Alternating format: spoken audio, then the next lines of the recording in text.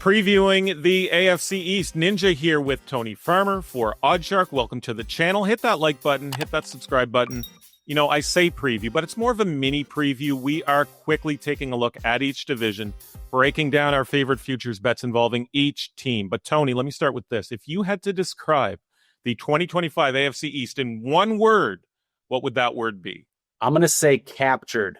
You know, for the longest time, the Patriots owned the AFC East. Now it's been the Bills owning the AFC East for the last several years, and I think that's probably going to continue this year. They're the chalkiest team to win a division this year, minus 280, minus 300 at a lot of places. And the next highest team to win their division in terms of the odds are the Ravens. Odds are like the Ravens around like minus 160.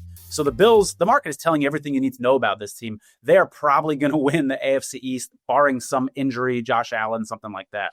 Let's look at win totals real quick. Look at how, you know, the East is sort of projected to go. These numbers at DraftKings as we record this in late July. Speaking of DraftKings, they have line games, Tony, all the way up to week 8.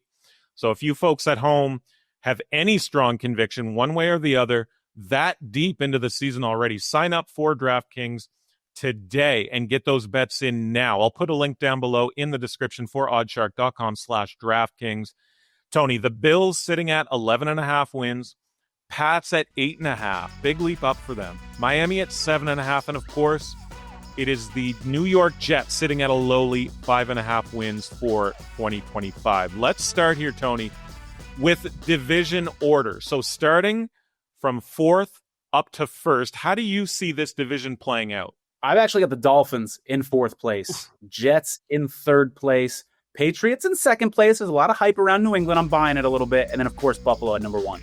I'm similar to you, but I am going Jets in the cellar in 4th, then Miami in 3rd, New England in 2nd, and Buffalo, of course, topping the AFC East come the end of the regular season. That's plus 290, that specific order over at DraftKings as well. So talk to me a little bit then, Tony, about these Buffalo Bills. You know, Josh Allen coming off the MVP season, 13 wins they had, a trip to the conference championship game. They lost that one by 3 points. Kansas City, really their Achilles heel. But, Tony, Buffalo, better or worse than last season?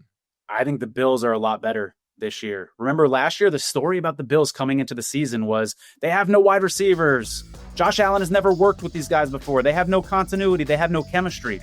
Now they have that continuity and chemistry at the wide receiver position. I think their defense is going to be improved, especially along the defensive line. You already had Jones, the defensive tackle, Ed Oliver, the defensive tackle. Now you bring in Joey Bosa. Who knows if he's going to be healthy? I get it. But Ogunjobi is added to that defensive line. They add defensive linemen in the 2nd and 3rd round of the NFL draft as well. So I think the defense is going to be better.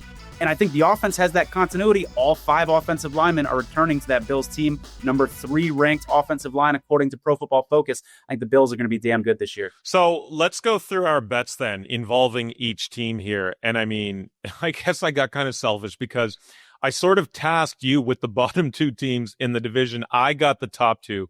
But start us off here with the Miami Dolphins, Tony. What are you looking in terms of futures for the Fish, the team you have sitting in 4th? How about this one, Ninj? Plus 2,500, 25 to 1 for the Dolphins to have the least wins in the NFL. You can find that over at Bet365. Listen, I don't think the Dolphins are a worse team than the Saints, Browns, and Giants. But at 25 to 1, if you were to simulate the NFL season 25 times, how many times does Tua get hurt? And then who comes in? Zach Wilson. And is it far-fetched to believe that Tua could get hurt when it's behind a really bad offensive line? You know, Teron Armstead retires at the left tackle position. You've got a guy playing left tackle. He's in his 2nd year. He was like, his Pro Football Focus rank was in the 40s. Like, this is a problem. When you have a quarterback with a concussion history behind a bad offensive line, this could get ugly quick. There's maybe a little bit of drama in the locker room with the Tyreek Hill situation. Is McDaniel on the hot seat? So this could get ugly fast. I love 25 to 1 for the Dolphins to have the worst record in the NFL.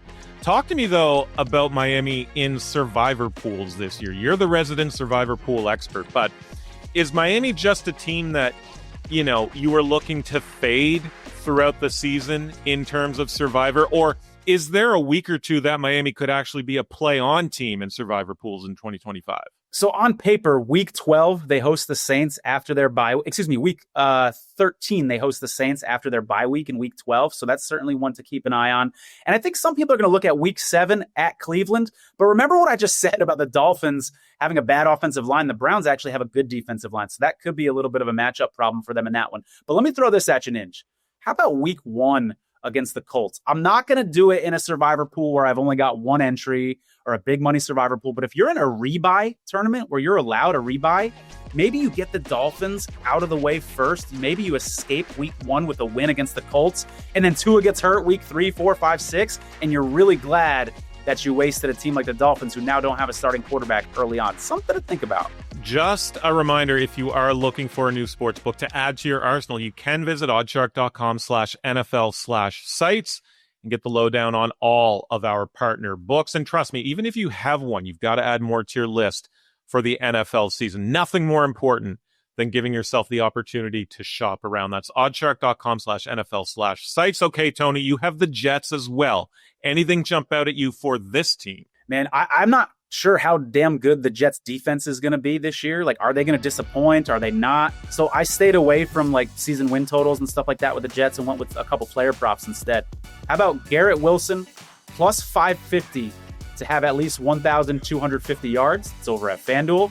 Or just his over 925 receiving yards minus 110 over at Bet365. Here's why I like it. Let me read you his yardage total the last 3 seasons with bad quarterbacks. 1,103 yards, 1,042 yards, 1,104 yards. That's with Zach Wilson, Mike White, Trevor Siemian, Tim Boyle, and an aging Aaron Rodgers throwing him the ball. So now you bring in Justin Fields. I know Justin Fields isn't great, but he's an upgrade over what Garrett Wilson has had at quarterback. Remember, Darnell Mooney had 1,000 yards with Justin Fields. DJ Moore had nearly 1,400 yards with Justin Fields. So I like Garrett Wilson to have a good season with Justin Fields under center. Not bad. I kind of like that at the 1,250 mark there at plus 550 or whatever it was that you said here. I'll bring us home here with the final 2 teams in the division. We both have the Pats in second, and that's literally what I'm betting here. The New England Patriots to finish second at plus 175 at DraftKings. I'm buying the Pats in 2025.